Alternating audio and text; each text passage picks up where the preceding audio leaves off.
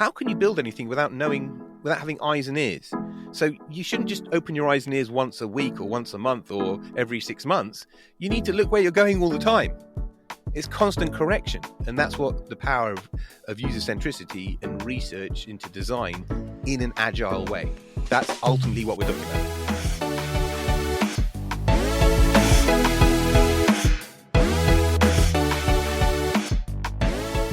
Welcome to the / podcast, where we lean into the future of IT by inviting fellow thought leaders, innovators, and problem solvers to slash through its complexity.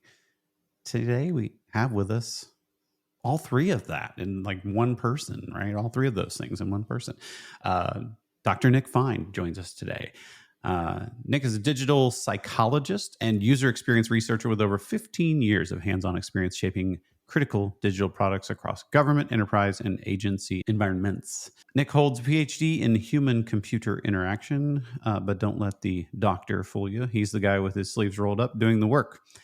From regulated industries and clinical systems to multi-million pound, that's right, he's from across the pond, joining us from, where are you at in England? Just north of London. Just north of London. Yeah, London suburbs. Multi-million pound government projects, and even the ethically gray areas of digital design, Nick has seen and done it all firsthand. He's known for blending behavioral science with evidence-led design, championing scientific standards in UX, and reminding the field that research isn't just about asking questions. It's about asking the right ones and interpreting them with rigor. When he's not deep in user research, Nick is sharing insights on stage, in podcasts, and with teams looking to make their products more human-centered and science-driven. Please welcome to the show, Dr. Nick Fine. Thank you very much for having me, James. Very, very pleased to be here. Yeah. So I got to hear about the stage part. What do you do on stage? Well, no, it's just I get invited to conferences every year. Gotcha. And it's just another channel to be able to share and educate and entertain, at the same time, to try to just move the needle forward, to try to improve our working lives and just, more job security, build better things, build things the right way. Gotcha. You're not belting out in song in like Sweeney Todd or anything like that. Okay. Gotcha. You really, really don't want me to do that. That's fantastic. I have some talents, but singing ain't one of them, or dancing singing ain't one of them. All right. Ain't it? Yeah. I love that you kind of pointed out don't let the doctor fool you in your bio. That's there is that perception that whenever anybody gets that that doctor in front of their name, that they don't actually work, but you're the guy who actually does get work done, right? Absolutely. How people display their PhD has become a bit of a bone of contention. I've only kind of kept it that way and been Dr. Nick Fine rather than Nick Fine PhD as a signpost for about 10 years on LinkedIn. Mm-hmm. And because I am a practitioner, that's why I have to say things, because there's lots of people with PhDs who aren't doing the kind of the practitioner level work. They're doing lots of leadership and management stuff. So I just need that to be clear that, I'm not stuck away in some white ivory tower or in a leadership committee or whatever that thing looks like. I'm sleeves rolled up on the ground doing the work. Fantastic. So you're not that ivory tower architect like we have in the software development industry that they're so disconnected from the day-to-day stuff that their opinion gets less and less valuable over time. So that's good. I like that you're staying close to the work. That's fantastic. We were talking a little bit about agile and product management and those sort of things, and those are really interesting topics to me and very close and near and dear to my heart. But how's your experience been in the we've gone through this transition through the years of we did project management back in the day, and now there's now we're doing product management, so we're and everybody's very, very keen on we got to make that distinction. How's your experience been in that as we've made the transition? I think it's been an absolute dumpster fire. I think it's been an absolute, I don't want to swear, but it's been not a very poor experiment. I think a very poor public experiment, like a form of a clinical trial where we thought, project management, okay, we've been doing that since forever. We've got Prince 2 people and we've got all these methodologies and ways of doing things. Let's just bin it all. Let's replace it with somebody young and experienced and a brand new practice that has got no heritage, no provenance, no rule set, no anything. And let's put them in charge of product teams. And as a practitioner, I've worked for over the past 5 to 8 years. I've worked for lots of different kinds of product managers, right? Some incredible product managers, like visionary entrepreneurs who roll their sleeves up and are truly kind of unicorny. But I've worked for also the majority, which tend to be, when I say entitled, I don't mean it like that, but I mean some kind of, they have this kind of this need to be senior, right? And this need to Mm-hmm. be in charge. And it's a problem because they don't have the practitioner experience. They don't have the product management experience. They haven't got the strategies. They don't really have, they don't, they're guessing, and it's really obvious. And if you're older and wiser and more experienced, it's very hard to work for those sorts of folks because they ask you to do things which are ridiculous or inappropriate or like what? So it's you can't, you're trying to educate upwards or sideways, and it's really hard because egos get bruised, and you know what I mean? It gets the younger generations don't like older folks telling them that they're not doing the job right. Despite the fact that they're not doing the job right. Right? If Right. everybody's doing brilliantly and making money and building great, profitable products, then I'm just a grumpy old man. But that's not the case. Get off my That lawn. is, yeah, that's not the case. The case is we're not building the right things. Teams are being fired or made redundant in huge volumes, and we're genuinely and generally not delivering the value to the business that historically UX and product teams have done. And I think that's a fairly safe thing to say too. Yeah. No, I think that is definitely fair. Now, this is an interesting concept. So do you attribute it more to, just the way the world is today, or is it, or do you think there's something there about, that project management mindset and that the formality of that from the past, that we've lost a little bit of that in this new kind of product world? Is it a generational issue, or is it a methodology issue, do you think? What do you attribute it more to? It's a multifactorial problem. So Mm-hmm. you've got the fact that there is generational learning differences. Okay, so there isn't the knowledge transfer. People don't become apprentices or midweight. No one is midweight, has ever been midweight in recent history. Everyone just goes straight from junior or internal unemployed to senior within 2 years.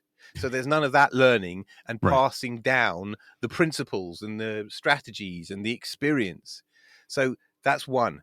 Number two is management with a capital M died many moons ago. When I got into management, I was made to go on courses, Dale Carnegie and these sorts of Mm-hmm. courses, to learn how to do technical leadership, sales leadership, all of these various pro modules that I did, because if you're going to manage people and money, you should probably have a clue about what you're doing. That'd probably be a good idea. Probably be a good idea. But these days, again, everybody, the youngsters, see themselves as the finished article immediately. There's no growth mindset. There's no learning from experience.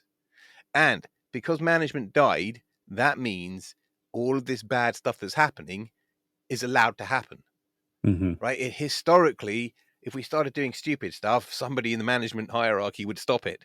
Right. But now you canvass opinion, you politic people, and as long as more people agree with you, you can do the wrong thing. With backing, yes. Yeah, exactly. And it Mm-hmm. also means, and this is kind of core, there's a lot of finger pointing and blaming that distracts from the lack of experience and the lack of productivity or the lack of outcomes. So by it being in a committee, it safeguards the individual because you're in the herd, you're in a swarm. Mm, And this is what we see a lot of today, people swarming in absolutely. committees, and committees are killing our industry. And we talked a little bit the last episode we had that we recorded. I don't know if it's necessarily coming out in that order, but we coined the term the Kardashian effect. So it seems that kind of just kind of our culture is very much, all we see is this fakeness through social media and everything, that everybody seems to be these experts in these things where they, as you said, they didn't roll up their sleeves and do the hard work to learn the thing, but they can put Yes. it forward a front that makes it appear as if, oh, they are this expert and authority on whatever topic it may be, simply by controlling the message that goes out because that's all you see. You don't see that they're not actually delivering things or whatever the case may be. I think that's probably a big part of it as well. We live in this post-truth world, and that's not anything radical or wild. That's actual facts. It's about controlling the narrative. Let's look at UX UI. Those guys were all art and creative directors. They had nothing to do with UX and had no user experience, no experience whatsoever in that field. They were all art and creative directors. Then they saw the UX thing going down, or really jealous that these guys are doing design and we should be doing design, and came steaming in. But they didn't listen, and the whole point is that they controlled the narrative in numbers because there were more of them than there were us, and so UX UI was allowed to breathe and live, and we created this visual interaction design thing that was no different from the design that was already there. It was just a Trojan horse with the word UX in it to get in. But UX UI has a life of its own now. It should have died years ago. There are people who still wear that badge because the narrative, like flat Earth, is still floating around. It's wrong. It's just flat out wrong. But we can't stop them, and no, they won't listen. Well, and maybe so. When you hear like UX, because I'm guilty of this as well, because I'm ignorant, right? When you hear, or I have been ignorant, when you hear UX, a lot of people assume, probably because of this phenomenon you're describing, that, oh, that's just making pretty things on a screen. Like that's just, oh, make the button pretty or whatever, right? That's a lot of the perception. So help me understand, or even help the listeners understand, like what when we talk about user experience, what does that really mean? It's not about the visuals. What is it really? What is it really? And this is one of the hardest problems, and why we're in this state. UX was as guilty of not having a clear definition, and it's very hard to define. So I've defined it. There are two levels to my definition because it's hard to define, like a high top level and then a down low level. I'm going to try and get this together for you. It's basically user experience is the it's the creation of optimal experience, right? But that's the high level one. The low level, it's the creation of optimal experience through the conversion of user needs into design solutions, right? So UX, in a nutshell, is research into design. Okay. It's the research into design. It's designing in the user needs into whatever you're designing. That's user experience as close to as you can find. Now, what makes UX, or user-centric UX, so powerful is that that research into design is unique, or was unique, in the entire design world, in the entire IT world, entire digital world, right? There's lots of different forms of design, but UX as a research into design was more than just design, a lot more, because it's behavioral design. Right. And so when you just say it's about pretty things and it's about Figma and all this garbage, you're literally talking about the wrong practice. You're talking about visual design. You're not talking about my or our practice of user experience or user-centric user experience. And that's where we're at today. And that's what we've been trying to do so hard for the past nearly 10 years now, is just get back to user-centric UX. Stop with the visuals. Understand that it's research into design. Now, this is the important part. Historically, that was all in me, one person, or the architect, the UX architect or UX consultant role. But that's 10, 15 years ago. The market didn't support it. Skill shortages, unicorns, all this stuff. So UX UI was one way of solving that problem, unfortunately. But it's split. The role's split. And so you've got user researchers and UX designers. And we work together, and that's the UX team.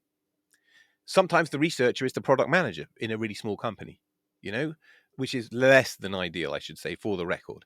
But that's really what's going on. Now, we've lost that research into design. I'll take it back to the original question, because we've lost the cadence. We've lost the delivery methodology. There's no way to get this insight into the way of working, into the progress. So you get naive product managers going, we should do some research. They either do some bad research themselves, or say to the researcher, or bring in a researcher, do a thing, right? Which is an event-based research rather than like as just BAU research, right? It's just we do research all the time, So you and mean it's more of a research is continuum, or absolutely, continuous activity throughout the product? yeah. Okay, I got you. Yeah, yeah. All right. Like when I say a rhythm, like how can you build anything without knowing, without having eyes and ears? So you shouldn't just open your eyes and ears once a week or once a month or every 6 months. You need to look where you're going all the time.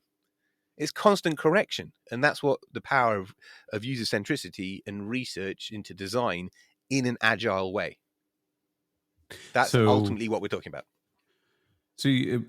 this is an interesting thing. Like for me, my brain kind of goes this. So our world is highly digital these days, right? Most of the things we interact with apps on our phones and websites and all those things. Did this concept of this like kind of user experience, is that a new thing, or did we do this sort of activity with physical products, kind of back in the day before we went everything digital? Ultimately, this is about iteration, and we've probably always iterated, but historically, things, all forms of development, be it digital or food or product or whatever, they Hmm. tended to be very waterfally, right? You tended to have a big upfront discovery type thing where you got all your requirements, and that took a year or two. You got those into a ridiculous document called a business requirements document, and then you got a functional specifications document, and there were toll gates, and it was the reason why I haven't got any hair left is because we pulled it all out. It was Amen. it wasn't a lot of fun Yeah. because what in those 2 or 3 years of waterfall activity, the world is changing, Mm. right? And so waterfall doesn't support change management, and you have change requests, and that's when fights break out between Hmm. client and It's and it just litigious, it's and yeah. yeah, it's just that was within scope, that's not within scope, but how can you build it without that? It's just horrible, right? So agility, being agile, working in iterations. When I started in UX, agile wasn't truly born. It wasn't born in my world. It wasn't ubiquitous, right? Hmm. So I Right. was doing waterfall UX, but we still iterated like mad. It's just you didn't call it like an agile iteration or a sprint based iteration. It was I do a round of user testing, I learn stuff, I fix my prototype, I retest it, right? Gotcha. Nothing as that's as formal as it gets, Right. and you do that as often as you need to until it tests well. So to answer your question, is that where we used to do things? I'm not sure, but I'm pretty much sure that anybody building anything well, like you're prototyping a car, right? A lot of it has to happen inside because it's secret, but then Mm. you dress it up to look like your competitor's car and take it for a drive. You're testing it in certain conditions, or what I'm saying, there comes a point where you have to, right? And you have to then do the iterative thing. You can't just build in a garage and then release to the world. And that's what we see today in digital, people building top down, not seeing a user, releasing, wondering why things don't go well. Hmm.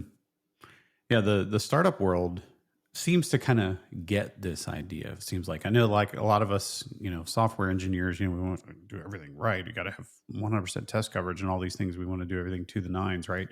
But kind of in that startup world, you have to get that knowledge from your users. You need to get your product to the users as quickly as possible and understand, how is this helping them? Is this helping someone's life? Is this making their life better?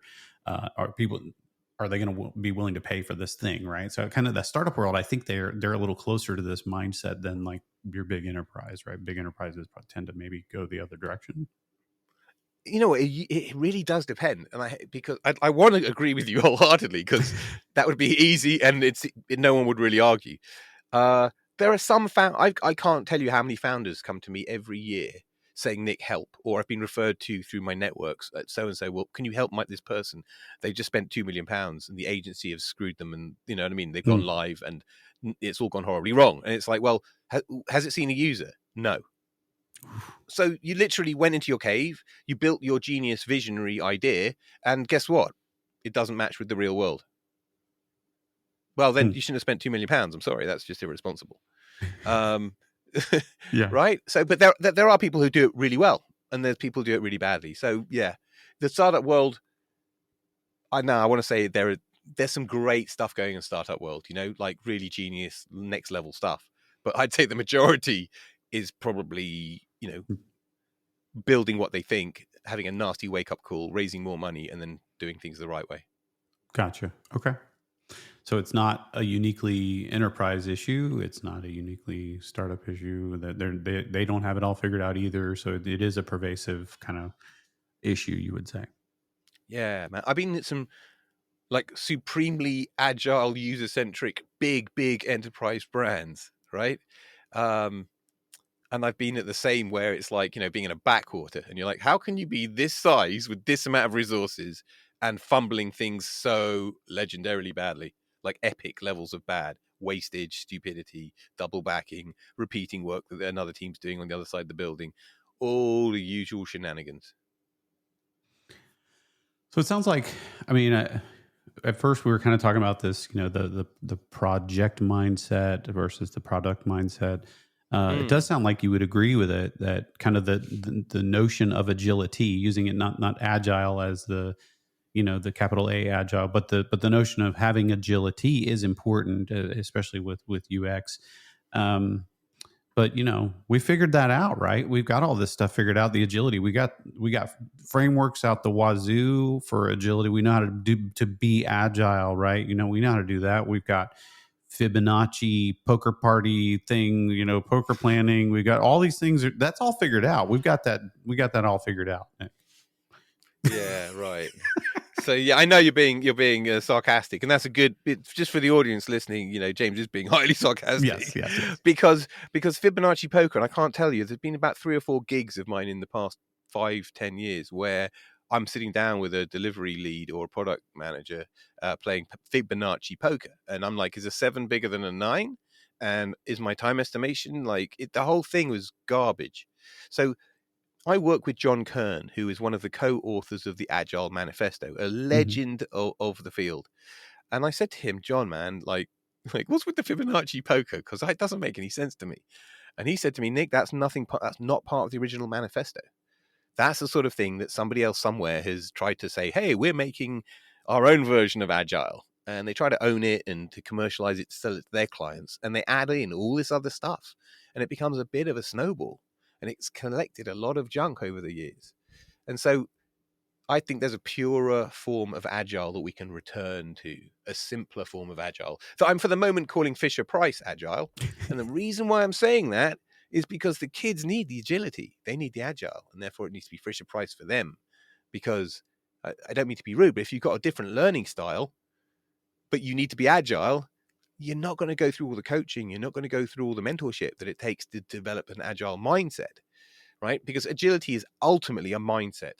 So all the ceremonies and rituals and all the stuff that we do, that's secondary, in my opinion, right? That's just how you execute the agility. The actual thinking of agility and the decision-making, the behavior of agility is all in your head.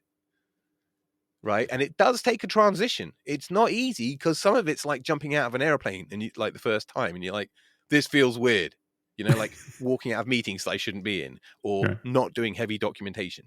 It feels really weird and wrong. Am I going to get in trouble for this stuff? But once you get past all of that, you start to go faster as a team and you start to respect each other and understanding that I'm starting to understand what I need to do, not really what I want or think I need to do. And that's amazing. If you, for a product manager, that's the productivity gap that we need to fill in. So people can, I can't say that word, mess around at home. I did well there. I did so well. People can mess around at home. And whatever the productivity, working from home, blah, blah, blah, hybrid stuff is going on. If you want it, we can replace some of that massive loss with agility, with getting back on some kind of Fisher-Price agile user-centric rails. That's the hill I'm going to die on. That's what I truly believe in. And I believe that's the panacea for our world, for the youngsters, for the oldsters, for kind of everybody. That's how we work nicely together and ensure our jobs, build the right thing, keep our higher ups happy, job done. You know what I mean? Move along.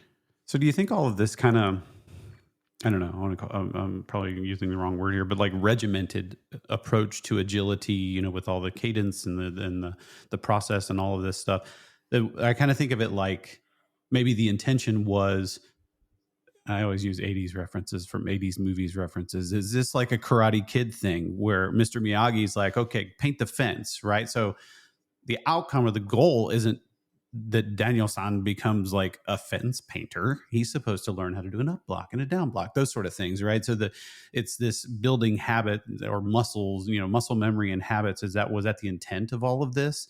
And that the agility will follow. Oh, now I know karate just because I sanded the floor, right? Like, was that the intent, do you think? It's a good analogy because that's how we learned. Was the wax on, wax off style. Like, I don't really understand what I'm doing, but I'm going to do it until it makes sense, right? Yeah. There's no tolerance or patience for that kind of learning anymore, right? Like, they want to know black and white, too long didn't read, give me bullet points, I'm going to AI summarize it, all of that stuff. And you can't get into the detail. See, I'm often on Debbie Levitt's podcast once a month, and we do these Q&As, and it's remarkable. She's now got a graphic that says it depends, because we say it so many times. Like, you can't just, there isn't a rule book. And one of my mantras, or one of the things that you would have heard me say at conference and on podcasts and anyway I'm allowed to talk, is there is no playbook. There's no rule book per se of UX, right? You learn it over time to being a practitioner. It's like saying, write me a rule book on how to be a surgeon, right? It's not, those are learned skills. You can't necessarily put them down in a book, and you don't know when to pick up what tool to do what procedure. Same thing with UX, right? But you need to learn these things through experience, ideally mentored experience, to know when's it appropriate to do an interview, when's it not appropriate to do an interview, when's it when do you do the things, how do I create the strategy and use the tooling to get the outcome that my client needs or my stakeholder needs. That's why they still call it practicing medicine, even when you get out of yeah, right. Right. Yeah, you're still learning along the way. Your learning didn't all just happen in school. Okay, so you think there's an experiential element to that helps sharpen those skills and build that muscle memory over time that just needs to be there. But bear in mind, right, you and I are older, right? Well, I'll speak for yourself. Okay, of course. No, it's fine. It's all good. But what I'm saying is we are older. We probably sound like our grandparents to the kids, right? When we're talking about Victorian engineering and the quality of materials used to be, it's all plastic now instead of it being, wood or whatever, high tech. And I think because young millennials and Z and alphas are all born into this instant world of just fast, instant there. Everything that we're talking about, there's like a clear line in the sand between generations. And you're either kind of Victorian old school thinking, want to do things properly and learn and have a growth mindset, or you're young and you need it all instant, and you guys are all crazy for doing things the slow, dumb old way because we're young and brilliant and we've got the new tooling, right? Yeah, exactly. And this is where it's at. And unfortunately, you need both. Yeah, I think. And I think because of ageism and because millennials are in leadership roles, they've kicked us all out. All I see on LinkedIn are grey-haired or bald or whatever UX folk with the green thing saying looking for work, because no one wants to look at us for good, well, not for good reason, because they're defending their own positions. It's like, I can't have somebody tell me I'm doing a bad job who's got more experience than me. That would be a disaster, because it's all about optics. I have my kids, like my oldest daughter she's 26, and so she didn't grow up, first day out of the womb, she got an iPad in her hand, right? So she grew up in a little bit of a different, she was during that transition period. Working with her, like through her homework and stuff, was a different experience. I could sit down and try to explain concepts and stuff like that. But my younger daughters, if I'm working through homework, they're like, no, just tell me the answer. Like she does. She kind of has that tendency to be like, no, I don't want to do the journey with you, Dad. Tell me how to do the problem. Tell me the numbers right. You know what I mean? There's this mentality of like, no, just tell me what to do and get it to be done with this thing. Is it a unique thing to where we are in human history right now, or is that how our grandparents thought about us too? I don't know. dopamine at the center of Mm. it all. Mm. Okay. Dopamine systems have been irreversibly changed by social media and by the internet, but Mhm. accelerated and completely like catalyzed and concentrated by social media, like to the max, gone from first gear to sixth gear and overdrive, like in a 5-year period type thing.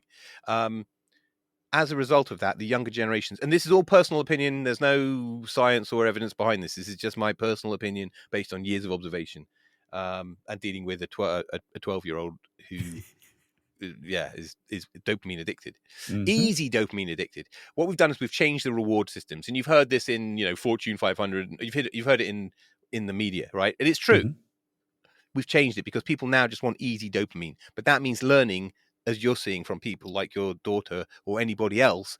They don't want the working out part, right? So that's just give me the answer, because that's what all of the systems and tooling does, right? There's no effort. And so if it requires effort, I'm not interested. And that's a disaster for my son's schooling and learning, because the minute he comes up with a maths problem and he can't work it out, they shut down. They literally shut down. Mhm. And if you push from there, you're pushing deeply into mental health issues, because it's like it's almost abusive. I'm asking them to do something that's like it feels inappropriate. Now, this is the other thing I wanted to remember to say. In that Victorian analogy kind of thing, right? We were much more draconian. Mental health wasn't even invented as a word, and we told somebody that you're going to stand there and do that for 12 hours because I'm not going to feed you or whatever, right? Something barbaric, but that was socially acceptable back in the day, right? People worked long hours, and you know what I mean? They learned the skills of their trade because they needed to. Nowadays, you don't need to learn the skills. You can just say you're skilled. You can, you know what I mean? It's all that controlling of the narrative and who you are on social media. You don't have to be real. You don't have to be able to do any of the stuff. You just have to be able to say it. There's a very hungry audience of people willing to listen who have no filter for authenticity. And if you say, here, I've never done user research before, have all my prompts, buy my prompts and go and you become a user researcher.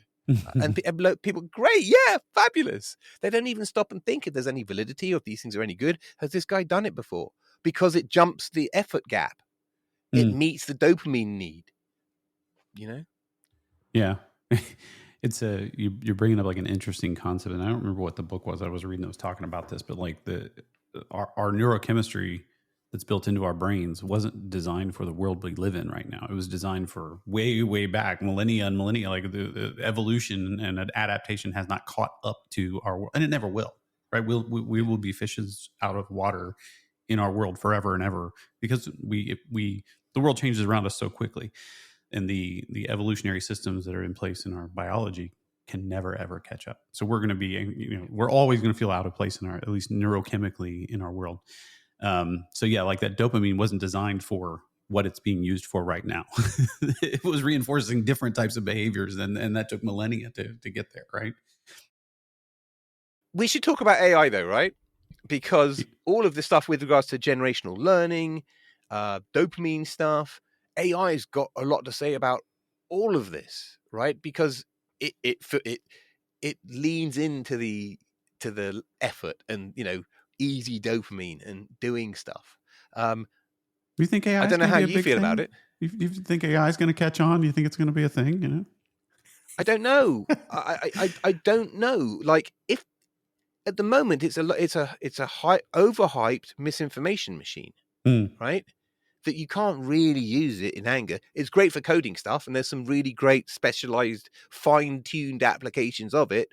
Fabulous. Good Hmm. stuff, right? Everything else is trash. It's like we've all, I don't care who you work for, everybody's been smashing AI into anything that they can find, Absolutely. right? It's like, oh, like, here's my thing. Let's put it. Does AI make it better? No, let's try again. No, let's try again. And that's where we're at. Instead of the user-centric view of how can AI be used to improve our meet user needs and remove pain points. Yeah, you do see, especially product world, all the products are like, oh, AI powered, AI driven, AI. Now with AI, there's all of this out there. Do you have any examples, or can you think of like examples that you've seen where you're like, oh wow, okay, now that's doing it right. Like they did think of like, okay, how can I help my users, benefit their lives while leveraging AI, and it's done well. There's a lot of examples of doing it poorly. Do you have any thoughts of where we've done it well? The only example I've seen of cool AI usage is there's an app, and I can't talk about it because it's internal and it's live and all of that stuff. It's Hmm. company confidential. But one of our most senior engineers, who's also one of the youngest and genius guys, has built this thing. And this thing, it converts one thing into another, but does it by checking itself and internally validating and externally cross-validating the whole Hmm. way. Right. And it's Gotcha. because it's a code-based thing, you can do that. It's much harder to do Sure. that with natural language and everything, right? And it's very, very impressive. It's really like science fiction, very, very cool. Anytime I see it, I'm like, I just don't know how you're doing that. It's really amazing. But that's pretty much the only example. I mean, managed to get Gemini 2.5 Pro 2 nights ago to do some pretty amazing persona work for me using the deep research function. Oh, nice. And it did what I've been trying to do all week. It created a data-driven persona by validating every single claim that it made in that document. Mm. Now, that's Yeah. amazing. And that was what was breaking me, was because it couldn't do that before. But somebody on LinkedIn said to me, Nick, try it with the deep research thing on a large context model. And it took a while to do it, 15, 20 minutes, I think. Yep. Yep. But when it came back, I had like 30 pages of OMG, Yeah. like this is super impressive. Then again, yesterday in the morning, Brad, my when I say partner, my design partner, my product team partner, Brad, the designer, said, "Dude, there's a support engineer who's been using this thing. He might have some really cool insights, or just, let's go talk to him." So I slacked him. He had minutes. I spoke to him there and then. Did a quick half an hour thing, recorded it, took the transcript, put the transcript through Gemini 2.5 with my 2-year-old standard prompt. And it came out with an amazing table of user needs and pain points from that discussion with the support engineer. So I spent the next half an hour watching the video again with the Confluence page with all the stuff, with all the AI analysis. Pretty much word for word, absolutely spot on. Right? Nice. I checked it front to back. It was a couple of acronyms it got wrong, right? Which is especially the acronym. There's a programming language that we use in Atlassian world called Happy, HAPI. Yep. But obviously it put down as Happy, HAPPY. Sure. So that's a completely reasonable and expected natural language interpretation or parsing mistake. But semantically, 100% nailed it. And I cannot say that on any other AI service to date except for last night. And that gives me massive hope, right? I think this has been, like, again, a massive early stage clinical trial, or like an alpha, a public alpha, right? Where we're helping to train the model, helping to do this. But until now, the past 2 years have been very overhyped crap, right? But everybody's like, wow, this is amazing. So they're not really challenging it or considering it as much as they really should do. You Mm-hmm. see?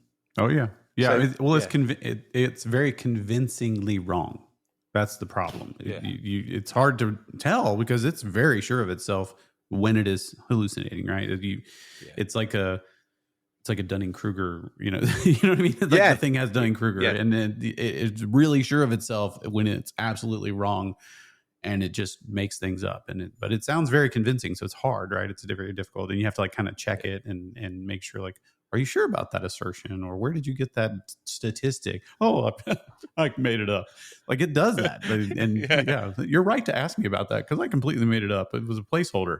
Yeah, but you didn't really say it was a placeholder, did you? yeah, Yeah. yeah, yeah. And so because for personal reasons and whatever reasons, I'm just like a laser like validity guy. I can't help it. I've had an unfortunate like life where I've been conned or lied to, and I've got trust issues and other things, right? So that's why I'm the scientist that I am. And so I ask these questions. I will challenge the AI, and I will ask. I'll go that extra 10 miles, not just the extra mile, the extra 10 miles to double check and to validate, because I'm not prepared to grow in the wrong direction or to kind of eat rubbish. You know what I mean? Consume Mm-hmm. misinformation. Sure. And it's like the misinformation is it's just literally assume everything is wrong by default and look for the signal amongst the noise, because that's where we're at now. AI has given a whole, let's call it a lazy generation, a misinformation generating machine. Mm. And we haven't got any control mechanisms or processes or leadership to stop any of this stuff. Yeah, it takes. I think, and I just wrote an article about how to kind of use AI when you're generating content and writing to maintain your authentic voice. And so there's patience involved. You can't just say, oh, write me this, and then just copy and paste it and be okay with it. Number one, it'll be wrong a lot, but number two, it's not your voice, right? So it does take a little time. So you're right. Like for people who are impatient, where they're built to be impatient. Their entire world says, "Be impatient. I'm just going to give you everything here in your face as soon as you ask for it."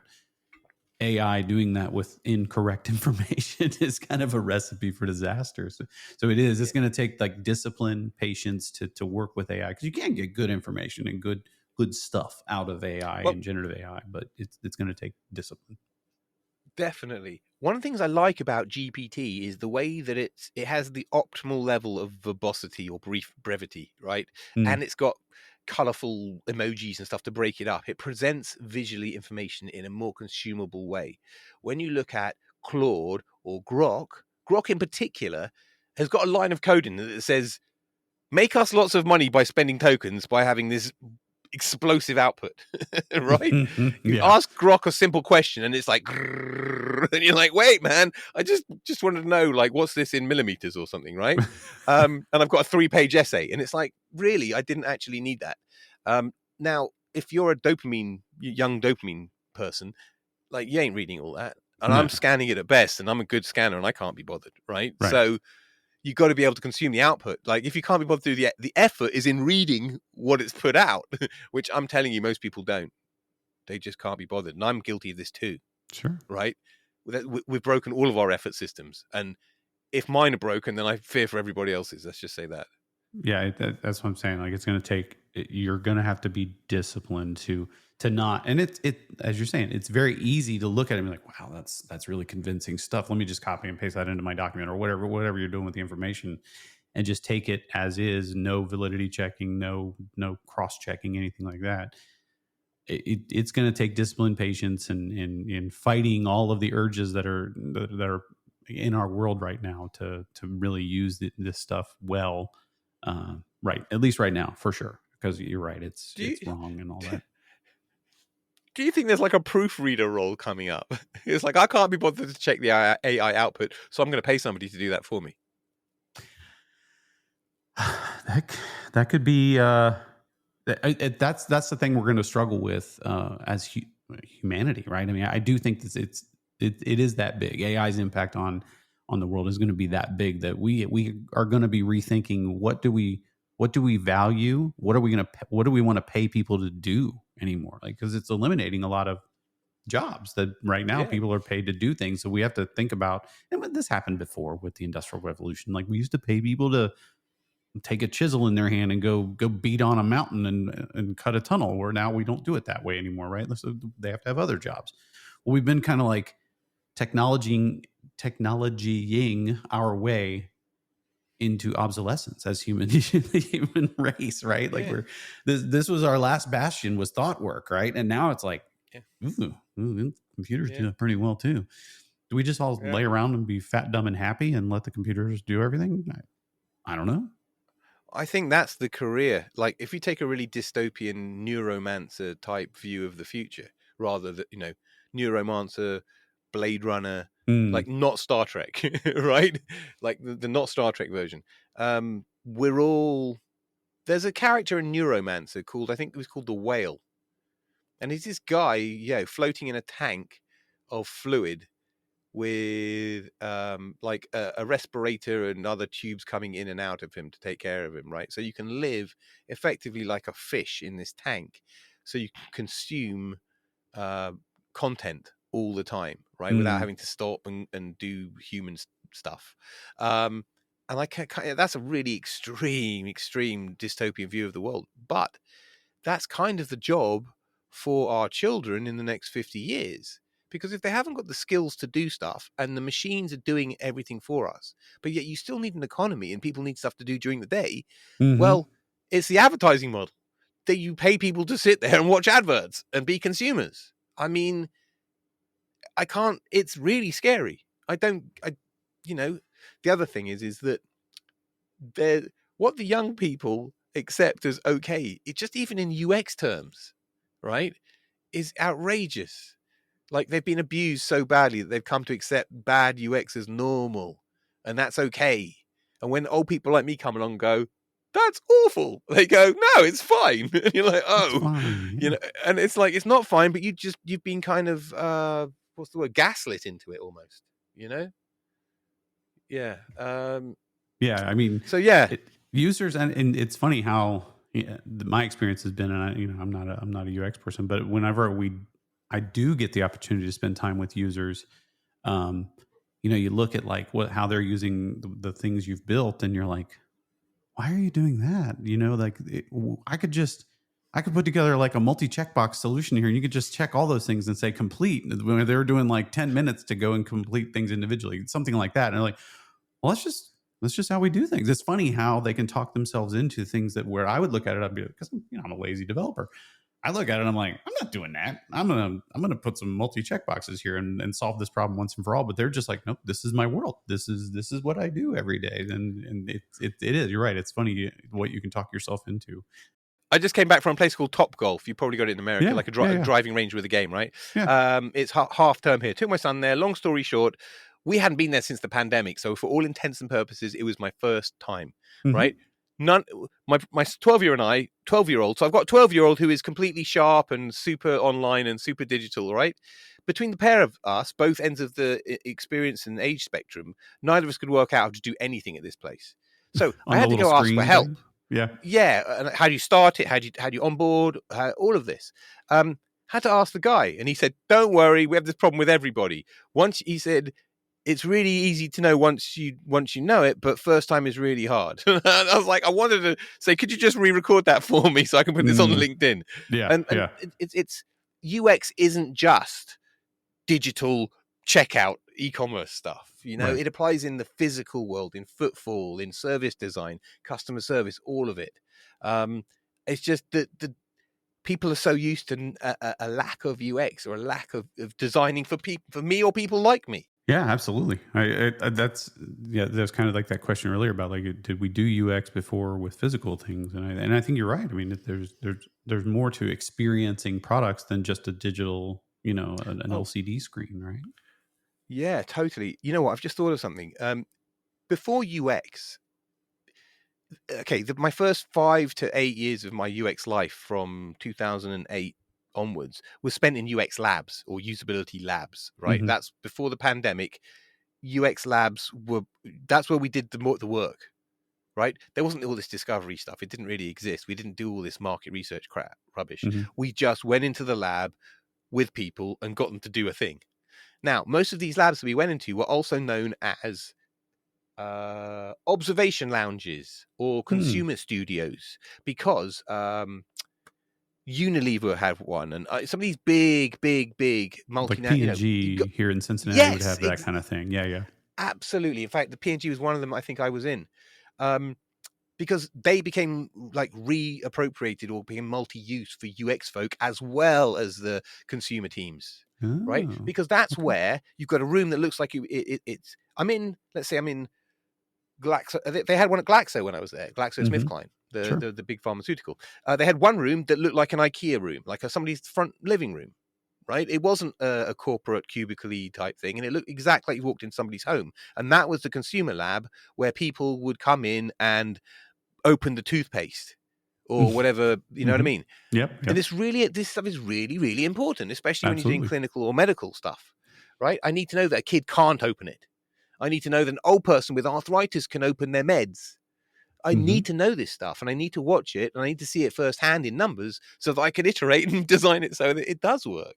Right? So Absolutely. yes, it has existed, but it's been in that kind of specialist-y. kind of marketing area, if I'm brutally honest, Mhm. because it's a form of market research Sure. when it's consumer research like that. But ultimately, you got to actually watch and interact with the people who are going to consume the thing that you're building, and you need to be able to observe them. Don't just ask them. Asking is okay, but you also need to, I think you absolutely need to be able to observe them interacting with the thing. That's why you build the prototypes. The takeaway for the audience listening is that what people say and what people do are generally never the same thing. Right? Absolutely. So Absolutely. again, case in point, at the end of my lab session I just talked about, I'd say, okay, so you've just bought the red shoes. How did you find that? And they'll go, yeah, it was great. I loved it. It's a really good website. I love the colors. It was a really good experience. I'd use this and I'd tell all my friends to use it. Right. But I've just watched them failing to buy the red shoes for 20 minutes. Fumbling around through the site, going all over the place. Yeah. Not like, and you're in your head, you're going, no, it's right in front of you, but they weren't able to because it's our design problem. But they're trying to acquiesce. It's a known problem. It's a bias. They want to be a good test participant for me, the investigator, and that's a big bias. I don't want you to tell me what I want to hear. I want to know what's actually going on. That's why I'm a behaviorist, because behavior is, in my opinion, a lot more reliable and valid than self-reported stuff, which tends to be aspirational and biased and all the other stuff. And if you can't say anything nice, don't say anything at all. That's where we got here, right? All our parents telling us that for years. That's what got us here. All right. So our next segment of the podcast, we have this little thing we do. We call it Ship It or Skip It. Ship or skip, ship or skip. Everybody, we got to tell us if you ship or skip. The idea here is we're gonna kind of throw out a topic, trend, or some some sort of topical information or idea, and we opine on that together. And I'll ask you your opinion on things. Is this something? Yes, we want to do it. That's ship it. Or no, get away from this. That's a skip it, right? So that's the idea. It's kind of hot or not type of thing. Okay, so the first one. What about using synthetic users? So artificially intelligence, generated users for doing testing of your products. What do you think about that? So that's what, ship it or skip it? Ship it or skip it. Take it outside, beat it up, shoot it, chop it up into little pieces, and then spray it across the ocean so that it can never work again. So that's not even it's. Sorry, that's probably a bit harsh. Sorry. It's anytime anybody says synthetic users, I get really, really triggered, right? Anybody listening who doesn't know what synthetic users is an AI company that's been created to create AI participants. So you don't need to recruit anybody. I can just ask an artificial construct, and interview them like I'm doing recruitment. But as you can see, with the way AI is right now, and probably for the foreseeable future, that's never going to work. You need actual real user needs and real pain points in the actual context, right? I just said what people say and what they do are different things. An AI saying something is off the scale. So quite simply, no, forget it. I can't see any good use case for that coming up. I really can't. And I think it'll cause you more harm than good. And in time, I suppose it will show itself to be true. If people invest their ROI in something that is based around synthetic user insight, they're almost certainly going to build the wrong thing that has a negative or no ROI, which will should get questions asked. Yeah, I tend to, I would agree. I think that you're just asking for trouble. So I would say skip it. If you're using synthetic users, you're going to get synthetic return. You're going to get synthetic delight. But your products aren't going to be used by synthetics, right? Like this isn't Blade Runner. This isn't we aren't synths, right? Or wasn't that what they called them in the movie? Replicants. Yes, the synthetic folks. Like we are not replicants, right? You're not building products for them. You're building them for real human beings, and they need to be able to use your product. So why would you ask a synthetic entity about it? I love the way you said that, though. It's like, if you're building for synthetic audience, then maybe this could work. Yeah, but no one's building for a synthetic audience. Right. Yeah, that minute would be interesting, maybe, but we're not yet, at least. Right? Yeah. No. So, what about maybe on the other side of this? So instead of saying, okay, I have synthetic users that I'm asking, do you like my product? What about the on the other side of the equation, the thing doing the research and interacting with users and getting information out of them? How have we been able to do that well? So this is interesting because I'm really conflicted on this particular one. I think this is both a ship it and skip it, depending Okay. upon, right? But nothing about throwing it in the ocean or anything yet? No, we're not doing anything No, barbaric because okay, synthetic users is in a class of its own in terms of stupidity and over marketing. So, like, that's why I was particularly rude about that one. But that's a special case. You triggered me. You said the magic words. So the Luddite in me wants to go, no, of course he can't do a good job. But the realist in me and the realist who's been around lots of kind of big enterprise gigs too knows that scale is a problem. Scale is a massive problem. And anybody that doesn't know it isn't experienced in that. So you can get all kinds of hypotheses from small sample work. But if you're trying to do big work for a big enterprise company, you need a big sample because you've got different geographies, different locations, right? There's cultural differences, language difference. There's so many differences that generally sometimes you really have to do that, which means you generate your hypotheses and you get your knowledge together locally and then test them at scale to see if they work in different areas. Well, I can't be in all those places. I can't do that. And I can't train up a team to be as good as me or I would trust, right? So there is definitely a case for having a AI avatar based service. Now I need to contextualize this because I'm sounding like a madman, right? This is for short poll based type questions, right? So, hi, I'm Bob, the automated avatar. Let me ask you your 3 biggest pain points about using product X, right? Okay. Nothing much more than that. It's not replacing a human interviewer. It's just an easier, low effort way to collect information at scale or opinions at scale, insight at scale, right? Gotcha. If people want to replace people like me with those things, yes, it's going to go horribly wrong. It's going to go bad, right? There's got to be biases around. Look, we talk about the Heisenberg principle, also known as the Big Brother principle, i.e., the minute you are being watched, or you stick a camera on you, or there's some eyes on the wall that are looking at you, your behavior changes. Right. Right. That's a fundamental bias of our world.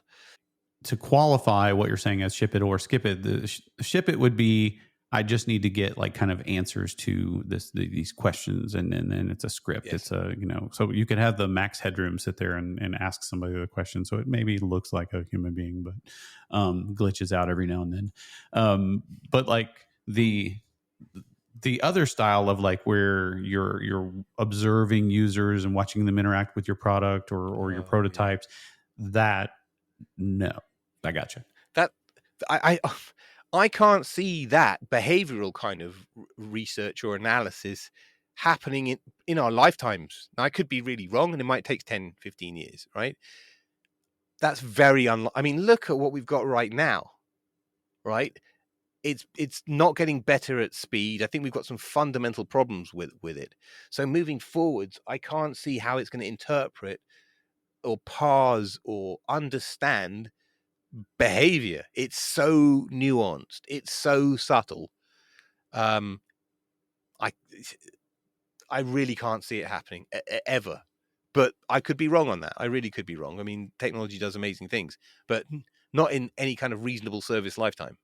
Gotcha. Yeah, I mean, I can't help but think of like you hear these stories about like using AI to look at like X-rays, for instance, and they're able to pick up on subtle little things. That's like, oh, this was a signal. There's a brain tumor forming on this MRI or whatever, right? And so the imaging, but I think it's particularly adept at that's image processing, right? Those are subtle little things, and maybe the human eye doesn't have the level of granularity, so to speak, to pick up on those things where a computer might be able to see that differently. It experiences the world differently than we do. Yeah, totally. But we're talking about a specifically fine-tuned model that's all based around machine learning for a very specific task. Yeah. Great. That stuff's brilliant. That's what we should be doing. But this idea that we've got like GPT, Claude, etc., this open book of here's a prompt, like a terminal window, off you go, with no boundaries or definitions or user manual or anything. It's just, here's a thing, we're going to change it in the background. It might be wrong. Off you go. It seems really irresponsible to use that to be using that in a live fire exercise called work. Exactly. All right, so I'd say we both skip it on that one if I had, Yeah. or ship it in No. contextually. Skip it on the synthetic users. Ship it with some context around where to ship it with the second one. What about like, our worlds are intertwined. You being in the user experience world and me being a software engineer. But you hear about this, like my world is like that vibe coding. Is there an analog in the user experience and kind of the design world of like, just kind of interacting with an AI to kind of come up with a product? Is that a thing for you all too? Well, no, but I put out a parody a couple of weeks ago called Vibe Research, just to send it all up, right? Because Okay. you obviously you can't do that. Research has got more structure to it and validity and all kinds of good stuff. But the whole vibe coding thing, I mean, I'm gonna slightly not answer your question Fair enough. because the vibe bit is like, I'm just gonna go with the flow, man, and just follow, and that's cool, right? I've got nothing wrong with creative exploration, right? It's a great thing. Sure. It's a brilliant thing that there isn't probably enough of that, right? But vibe coding, or even Figma auto layouts and all the AI supported stuff that's doing designy type work, it's actually brilliant, right? So that's the part of the AI stuff that can help us test and iterate faster. Mm-hmm. So if your product manager or your designer or whoever it is can iterate, remember, UX is research into design. So Correct. if you can get the insight into your product faster, and then that's going to build you a better product faster. It sounds like you're saying like use it as an accelerator, not a replacement. So you can do more iterations more quickly? Yeah, but the point is that historically Agile has been the prototyping tool, but it's a bit of a pig to learn. The UX isn't great and designers don't know it. So getting hold of UX resource to get an interactive prototype to test has been hard. Whereas it used to be ubiquitous. Everybody had it. You didn't work in industry. That's like being a designer without Photoshop or equivalent back in the day. And things like Heroku and other prototyping kits were okay. But it's really about getting something testable that's either disposable or lightweight or just rapid. And all this AI design tooling is helping to achieve that. So you can vibe code together something in grotty HTML, something really quick, and then test it.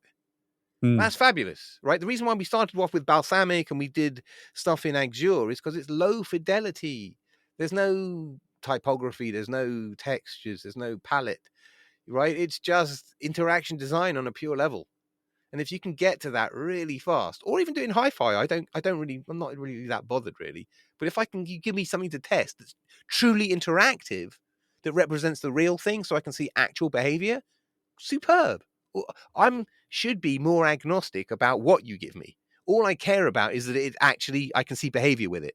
When you give me a limited image mapped Figma prototype, I can't see real behavior. Because I have to ask somebody, what would you do if you clicked on that thing?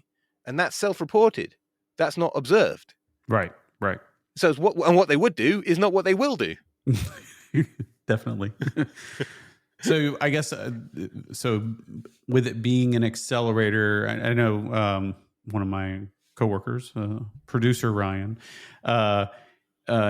he talked about like stay ugly. I can't think that's a phrase if I'm not butchering that. Stay ugly as long as possible. And the reason we had to stay ugly is because it was almost like cost prohibitive to get to the pretty phase, right? It took too long, or it cost too much money to do that. But now you're kind of accelerating the timeline where you can get to the pretty phase using AI, and so you don't have to stay ugly quite as long, so to speak. Maybe is that kind of the idea what you're talking about? Yes. Unfortunately, because of that that influx of the UX UI crew, all those art and creative directors, and Figma became the tool of UX choice and all of that. It all became visual stuff. But really, imagine building a house, and as you're building it, putting the bricks up, somebody's painting the walls. You're like, wait, man, this is probably going to change. The architect's going to punch a hole through that. What's the point in painting it? Right. And actually, it's not the paint and it's all a lovely aesthetic effect. But actually, can I walk through this thing? Can I find my way to the rooms? Can I get upstairs and down? You know what I mean? That's the important stuff, and that's the DNA of your experience. Everything else on top of it, they absolutely moderates it. I'm not denying that, but it's not the core DNA. It can't exist without it. I can live with an ugly website that does my banking, but I can't live with a pretty one that doesn't allow me to check my balance. Right. It's the utility. Yeah. The usability, the utility of the tool, the thing that's most important, not the aesthetics, so to speak. Aesthetics can be changed. Yeah. And user needs are central to UX, right? If you're not talking about user needs and pain points, you're not doing UX. It's a really clear, easy way of testing the water, like an acid test. Gotcha. So that black and white, stripped back, low fidelity, ugly version that you guys are talking about should be wall-to-wall user needs baked in. Right? And executed in a beautiful, usable, intuitive way. Then, when you pretty it up, you're just making it better and lovelier. Right? You're enhancing things by color coding them or giving visual depth or visual priority or all of those things that other layer does. And it's great, and I'm not disputing it. But it works to serve the layer underneath it. It isn't the layer that does the work. All right. I like that. That's what I love about this podcast. I learn a lot on this podcast. This is fun. This is cool. All right. So we have our next segment of the show we refer to as our lightning round. And now this is the most important segment of the show. This is where we really throw all the other things out. These are filler topics. This is the meat of the show. We're really getting into the hard hitting questions. This is really where we get down to brass tacks, so to speak, right? It's time for the lightning round. Rapid fire, don't slow down. Answer quick and make it count. In this game, there's no way out. It's time for the lightning round. So I'll just fire these things at you, and I kind of want to hear just quick answers and what's really on your mind, right? These are the things that are really going to impact our audience the most, right? So, sourdough or wheat? Sourdough. Okay. How many hours of sleep do you need? Oh God, what I need and what I get about 5.5 to 6, but I need about 7. 5.5 to 6. That's respectable. Now, I don't usually use this one because, kind of people, but you may be particularly adept at this question. Can you say "good day, mate" in an Australian accent? Not without an Australian coming for me with a bat. I don't do accents well. I probably shouldn't do that. What is your favorite car? Oh, wow. I'm not really much of a car person, but my first car was the original shaped Mini, the British Leyland Mini, if you can remember that, the classic Mini. Like, think of the Italian Job. Yeah. That is probably not my favorite car today, but it's a classic car that I love, and it's got it close to my heart. Now, did you have to beef up the suspension and throw out all the seats so you could carry all your gold like they did in that movie? Or No. But 16-year-old me drove it into I wrote it off. I concertinaed the roof. It was my first and last accident. I've never had an accident since, so it obviously taught me something. Concertina did the roof, so you literally peeled the roof off the thing. And those are pretty low. What did you go under? No, I tried to take a rising hill that goes down in the wet at 2 a.m. coming back from my girlfriend's house at about 60 miles an hour on a 30-mile-an-hour road. And I basically went sideways, mounted the pavement, and bounced off the front wall of their front garden and bounced off of it at 90 degrees. And I found my glasses on the back shelf. The police couldn't even believe that I walked away from this thing, let alone didn't even go to hospital or anything. It was crazy. I was a lucky boy. Oh my goodness. That's crazy. All right. That's the answer we were looking for that question, by the way. That is the acceptable answer. Climb a mountain or jump from a plane? I think maybe I know the answer to this. Climb a mountain. Yeah?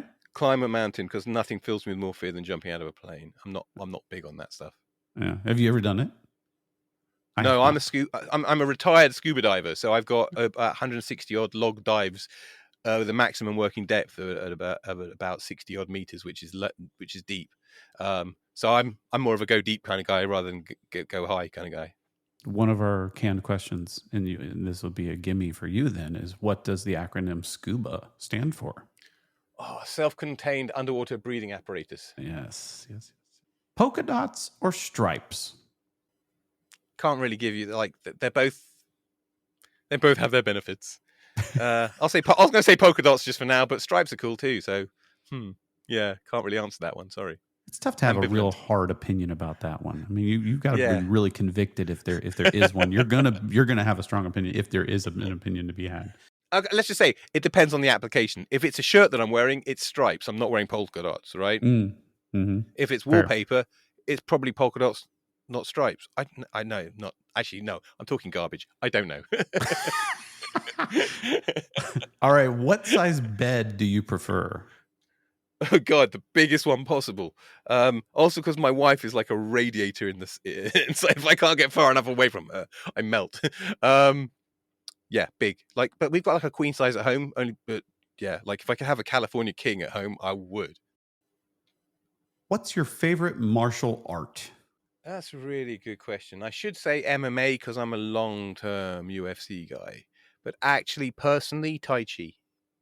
All right. Because Nice. I studied Taekwondo for a few years, but I studied Tai Chi for a year when I was an undergrad doing my psychology degree. And I had a particularly amazing teacher who did particularly amazing things. And he was like a Mr. Miyagi kind of guy, but just a young Yorkshireman rather than an old kind of Asian gentleman. It was the meditative side and the kind of the spiritual or mental side that was as much as the kind of the physical, they call them dances, but those kind of kata, those movements that you do. Right. And what's also super cool is if you watch Jackie Chan, and I saw the new Karate Kid film yesterday with my son, which is great, but too short. A lot of it's Tai Chi just sped up. Mm-hmm. You know, yeah, absolutely. it really is wax on, wax off. You know, it really, really is. Absolutely. All right. Well, that does it for our lightning round. You passed. You scored very well. Thanks, guys. You did a great job. A+. Good job. Any closing remarks for you want to share with folks? We're getting as we wrap up here. Yeah, I would say, look, for anyone who's in UX or research and design, product, we have to stay up to date with this UX, with this AI stuff, right? Because it's the biggest thing since social networks, since internet, right? Since the Industrial Revolution. It's a massive, big, significant part of history, but it might not go well and it might not turn out as expected. So keep your human skills up. At the same time, don't expect that this AI thing is going to turn out well anytime soon. Assume that it isn't, and it's going to be an ongoing work in progress, and that some areas are going to get a lot better and more specialized, and some areas won't. But at the same time, we've still got to build the right thing. We've still got to make money for our brands. We've got to wash our own faces. You know what I mean? We want job security. We want to add value. And that value isn't only going to be in wrangling AI or having a set of AIs that obey you. Keep your human skills up. And remember, my ultimate value as a practitioner is in my ability to find the gold. I'm like a sniffer dog for valuable insight. Okay? That's all I am. And that's all I just don't want to overplay it. You don't need a PhD or any grandiose crap. You just need to be able to talk to people or observe them in numbers and pick the signal from the noise, report it back to your product manager, iterate. That's literally the way to do things. It's not difficult and everyone can do it. And if you can get AI to help you go faster, great. It's fantastic. Anything to promote or anything like that? If you like this sort of stuff, I'm a noisy guy on LinkedIn. I've been noisy for a long time. I'm probably notorious. And in which case, please do follow me on LinkedIn. I've got about 30,000 followers. I'm not in this for the fame, and you'll get that very quickly from my feed. I'm not a people pleaser. So I'm here to just kind of educate and share my opinion of the world. But it tends to align with lots of other people's, and I think they think that I'm speaking for them. So that's a good thing, and I feel good about it. So follow me and join the party. Awesome. That's fantastic. Well, this has been great. As I said earlier, like I learn so much, especially when I invite folks that aren't, in the software engineering, like nuts and bolts world, right? I learn a lot. So you've edified my brain. I appreciate that. Then this has been fantastic. And I've already started following you on LinkedIn, so I'm really excited to tune in to some of the content that you're pushing out on LinkedIn for sure. So thank you so much for coming on to the podcast today. I really appreciate it. Well, thank you both to you and to you, James and Ryan, because Ryan and I have a lot of interaction on LinkedIn. Ryan and I are cut from very much from the same cloth. We're user-centric advocates, and there aren't enough of us in the world. So follow Ryan, follow me, and let's make the world a more user-centric place. And it will mean that we have greater job security, less mental health issues, all good stuff. Yeah, that's awesome. If you'd like to get in touch with us, drop us a line at @caliberty.com. See you next time. The / podcast is created by Caliberty. Our director is Dylan Courts, producer Ryan Wilson, with editing by John Corey and Jeremy Brown. Marketing support comes from Taylor Blessing. I'm your host, James Carman, and thank you for listening.